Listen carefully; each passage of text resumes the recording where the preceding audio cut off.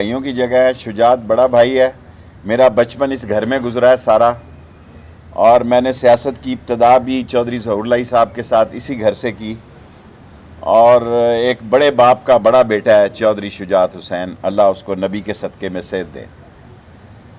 बाकी press conference तो मुझे आना चाहिए था मंडे के दिन, क्योंकि इनके चेहरे उतरे होंगे जब गिलगित बल्तिस्तान का नतीजा आएगा। फिर ये कहेंगे मारे गए, धांधली हो गई, वोट डब्बे बदले गए। पहली दफ़ा गिलगित बल्तिस्तान में ऐसे इलेक्शन होने जा रहे हैं जिसमें फ़ौज कोई रोल अदा नहीं कर रही, और पुलिस जो है मुख्तलिफ सूबों की रोल अदा कर रही है। और मरियम साहबा ने जो बयान दिया है और जो नवाज शरीफ साहब का बयानिया है, इससे इमरान खान की हुकूमत को इस्तेकाम मिला है, ताकतवर हुई है, मजबूत हुई है, बेहतरी की तरफ है और स्ट्रॉन्ग हुई है, अगर इनके पास अकल है। अगर इनके पास अकल नहीं है तो फिर या फजलुर रहमान साहब से इसका दरस लें, because nobody can beat the experience. एक तरफ ये 11 मरतबा जनरल बाजवा का नाम लेते हैं, जनरल फैज़ का नाम लेते हैं, और कल कहते हैं फौज इनको निकाले, फिर हमसे मुज़ाकरात के लिए तैयार है। वाह वाह, ये मुंह और मसूर की दाल। पहले आपका अंदिया यह है कि फौज सियासत में ना हो, और यही जनरल बाजवा कहता है कि पाक फौज हर उस हुकूमत के साथ खड़ी होगी जो मुंतखब हुकूमत होगी। ना इनके हाथ आसमान पे हैं, ना इनके पांव ज़मीन पे हैं। नून लीग के अंदर से प्रेशर है, नून लीग के अंदर से लोग ये समझते हैं कि जो हमारी पोजीशन है, हम इस तरह के बयानिए के साथ नहीं चल सकते। ये नहीं कि वो पीटीआई में आना चाह रहे हैं, नून लीग के लोग पीटीआई में नहीं आना चाह रहे, लेकिन वो खुल के कह रहे हैं कि हम इस बयानिए के साथ नहीं हैं। और मैं जब रेलवे में बात करता हूं और उसकी डेट आप गलत दे रहे हैं, केसीआर की डेट 19 है, 16 नहीं है। दो बातें कह के सवाल फिर कल कर लेंगे रेलवे में। दो बातें कहना चाहता हूं। नंबर 1, पीपल्स पार्टी बेहतर खेली है नून लीग से। नंबर 2, नून लीग के अंदर से जो मैं कहता हूं दिसंबर से फरवरी तक, पहले तो फरवरी कहता था, अब 30 जनवरी में ही आ जाता हूं, आवाज उठने वाली है, उनके मेंबरों की आवाज उठने वाली है। वो इसके साथ नहीं चल सकते। और जब गिलगित बल्तिस्तान के भी एमएनए और सेनेटर होंगे, इस तरह बलूचिस्तान में भी होंगे, और नंबर 1 पे पीटीआई होगी, नंबर 2 पे पीपल्स पार्टी होगी, नंबर 3 पे आज़ाद होंगे, नंबर 4 पे एन होगी, मेरे अंदाजे के मुताबिक। ये ना होना कल ऐसा ही रिजल्ट निकल आ जाए, कहेंगे जी वो तो धांधली हो गई है, या आप कहें कि उसने ये कैसा कह दिया। सो मैं पीटीआई को कल अक्सरियत में देख रहा हूँ, मैं पीपल्स पार्टी को नंबर 2 पे देख रहा हूँ, आज़ाद को नंबर 3 पे देख रहा हूँ, और नून लीग को धचका लगेगा। और ये मुल्की सियासत में अगर इन्होंने अपना बयानिया ना बदला और अकल के नाखिन ना लिए तो ये बंद गली में दाखिल हो चुके हैं। इस बंद गली में दाखिल होने, ये कहते हैं जी इंतखाब हो। जुल्फ़कार अली भुट्टो ने मुझे कहा, शेख रशीद 6-7 नवंबर 1968 को जुल्फ़कार अली भुट्टो ने मुझे कहा, शेख रशीद इंतखाबात मुल्क की बुनियादें हिला देते हैं। तीसरा साल हमें लग गया है जी, अगला साल इलेक्शन की तैयारियों का है। मार्च में सेनेट के इलेक्शन होने हैं, और सेनेट के इलेक्शन के बाद इस मुल्क में इस्तेकाम और ज़्यादा आएगा। और जो लोग ये समझ रहे हैं, लास्ट जो बात मैं कहना चाहता हूँ, नून लीग पीडीएम की छतरी के नीचे मुज़ाकरात करने, डायलॉग करने जा रही है, जो अच्छी बात है। एक बात ख़त्म कर लेना, डायलॉग जो है सियासतदान उनसे इनकार नहीं कर सकता। कल के बीबीसी के मरियम साहबा के इंटरव्यू के बाद अब वो पीडीएम के अंडर अम्ब्रेला डायलॉग की तरफ जाएंगे। डायलॉग एक अच्छी चीज है, मुल्क को बहरान से बचाना चाहिए, इकॉनमी के हालात ठीक नहीं है। और अगर कोई ये समझ रहा है, कल भी कहूंगा, कल भी 1 बजे कहूंगा, आज भी कह रहा हूं, इमरान खान कहीं नहीं जा रहा, वो अपना टाइम पूरा करेगा। कुछ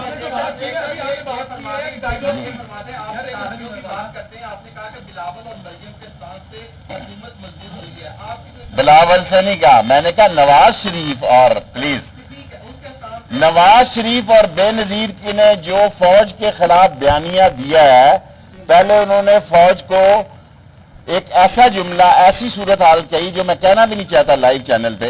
अब उन्होंने रिवर्स गियर लगाया है। अब वो कह रहे हैं कि इमरान खान को, पहले वो कहते थे इमरान खान से हमारी लड़ाई नहीं है, हमारी लड़ाई किसी और से है। अब कहते हैं इमरान खान को उठाओ, फिर हम डायलॉग करने के लिए जाए। मजर मजर इनको सुन ले, मजर है जो आपका नार्वा सलूक है, जिस तरह आपने बेंगल चले गए, चौधरी बरादरान जो चौधरी बड़े लोग हैं, बड़े दिल के लोग हैं। ये चौधरी ज़हूर लाई और चौधरी मंजूर लाई की औलाद है। ये जब तक हैं, ये नवाज शरीफ की कोई बात नहीं चल सकती। ये इमरान खान को वोट देंगे, मैं आपको लिख कर दे दूं। तफजात तो देखें, मैं इस पे बात नहीं करना चाहता, मेरे भाई हैं, मैं मिजाज पुरसी के लिए आया हूं। एक बात कहना चाहता हूं, ये चौधरी मंजूर लाई और चौधरी ज़हूर लाई की औलाद है। ये इमरान खान को वोट देगी जब भी इमरान खान पे बुरा वक्त है। मजर जी, कोई पैगाम नहीं लाए, मेरा अपना घर है, मैं खुदा को गवाह बना के कहता हूं। कल भी मैंने बात की परवेज लाई से, परसों भी की।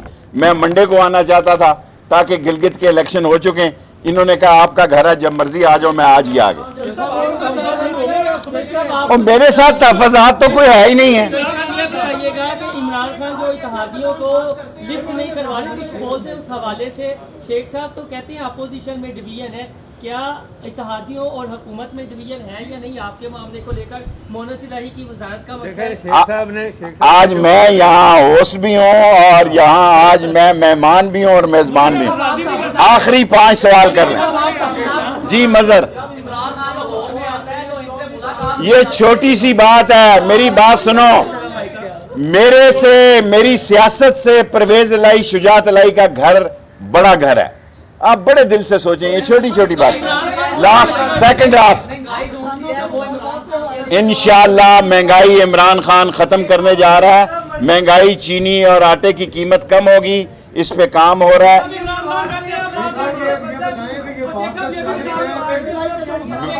मरियम अभी दे, मरियम नवाज ने अपना बयानिया इसलिए बदला है कि पहले देखें, उनको गिलगित में अपना नतीजा नजर आ गया। सेकेंडली, उनके अंदर से आवाज, मुस्लिम लीगी बीजेपी की आवाज नहीं हो सकता। पाक फौज का जो दुश्मन है वो बीजेपी का यार है और उसका जो सरोकार है और उसका इन्फ्लुएंस एजेंट है। सो मुस्लिम लीगी बतौर इन्फ्लुएंस एजेंट अपनी अजीम फौज के खिलाफ कोई बात नहीं सुन सकता। उनकी पार्टी के अंदर से उनके पार्टी के अंदर से आवाजें बुलंद हो। सलाउद्दीन भाई, मेरा तो घर है, मेरी लड़ाई का कोई किसी से तल्लक नहीं। इंशाअल्लाह इंशाअल्लाह। साल फैसल, मैं, मेरा घर है, मैं मेजबान भी हूं, मैं मेहमान भी हूं। जो सवाल करना मेरे लिए मसले ना पैदा करना।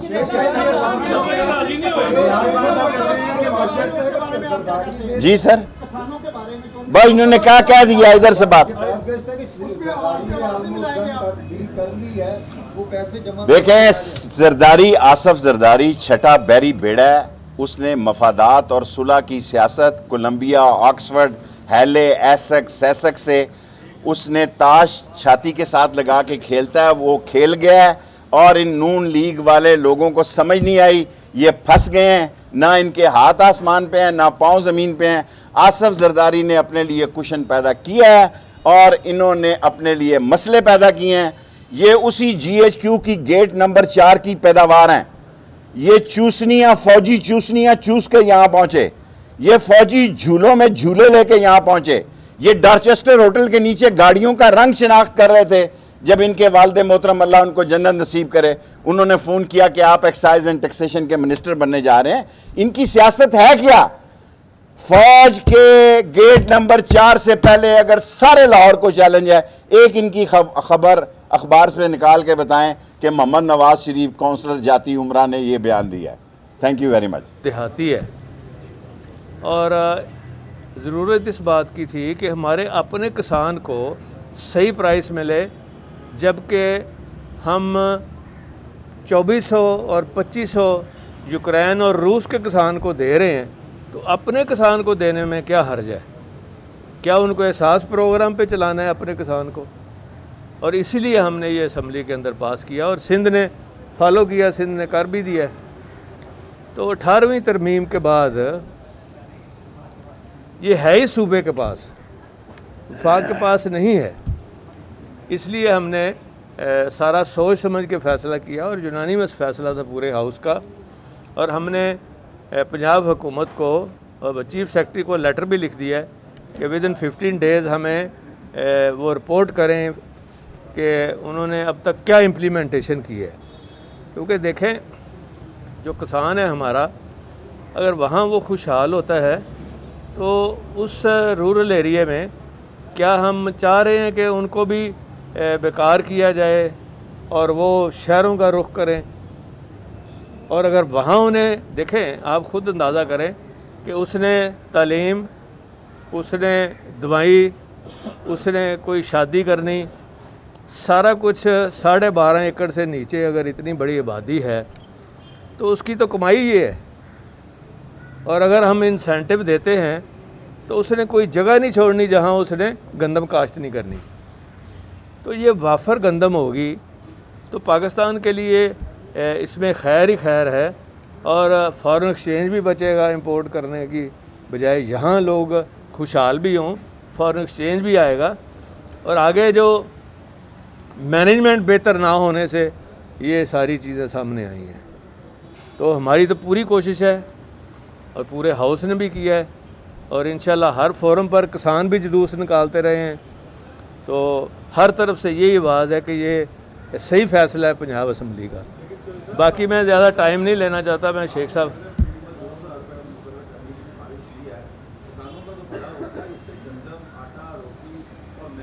नहीं, बिल्कुल नहीं होंगी, इसलिए कि आपने जो सब्सिडी देनी है वो उससे 50% कम सब्सिडी आपको आम लोगों के लिए आसानियाँ पैदा करने के लिए, प्राइस नीचे लाने के लिए आपको देनी पड़ेगी। तो 50% की जो बचत है वो कम नहीं है और उसका फ़ायदा हमारे किसान को होगा जो यहाँ के शहरी हैं। यूक्रेन के शहरियों को क्यों आप फ़ायदा देना चाहते हैं? अब मेरा हाल शेख साहब की बात वफाक इसी पे लगा हुआ है कि वही कीमत होगी जो सलाउद्दीन बस कर।